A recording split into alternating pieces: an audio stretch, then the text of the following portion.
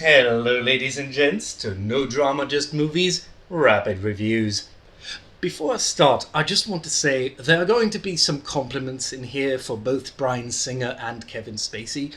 I know they have committed or have been accused of committing sexual crimes or misconduct, but I want to keep that kind of conversation in the court of public opinion and focus only on the work here. With that in mind, on with it.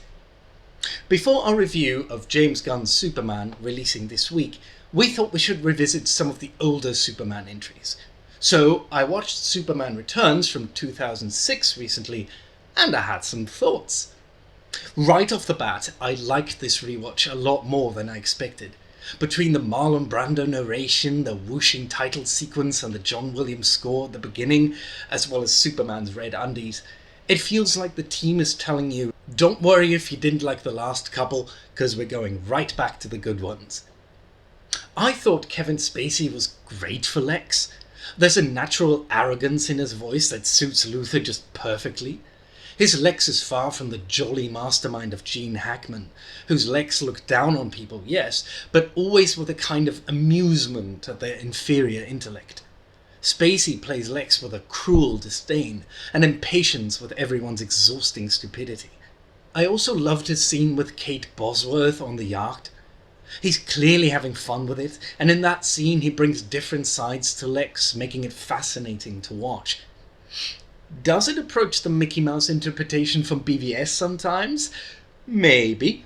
Like when Lex says kryptonite when he has soups on his knees. But it's more believable and easier to stomach because it's just one of many levels. As for Brandon Routh as Superman Clark Kent, look, I admit I adore what Christopher Reeve did with the character. I am absolutely mired in bias, and he did have big shoes to fill, but Routh still did a good job. His Superman doesn't have Reeve's positivity, but that's absolutely understandable. They use Superman to tell the story of a man who comes back to find his home changed. People have moved on. Will he still fit in? The tone here is sadder, reflected in how much darker the movie looks, right down to Superman's more muted costume. I liked the angle where Perry keeps forcing Lois to do the Superman story, seeing her being pushed back into something unhealthy that she had to and managed to get over was kind of tragic, and I loved how that deepened her character. I loved how this movie treated Lois and what Kate Bosworth did with the character. Yes, there's her struggle with her feelings for Superman, which won't pass the Bechdel test anytime soon, but she's not reduced to that or just damseling in distress. She's, probably for the first time in these films, allowed to be a true reporter. She calls sources, investigates, and seeing her at work, you can finally tell that she's great at her job. I loved the action scenes, the shuttle rescue, the Kryptonite Island. I loved how Singer teased us with glimpses of Superman before the big reveal. It just built up the moment a bit more, although I thought the full reveal should have been a bit more triumphant, if that was the point.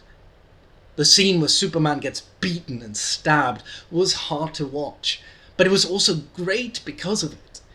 I felt that, and that's what I want from a movie. I'm just wondering how he's suddenly able to lift the whole island when just standing on it made him break out into sweat.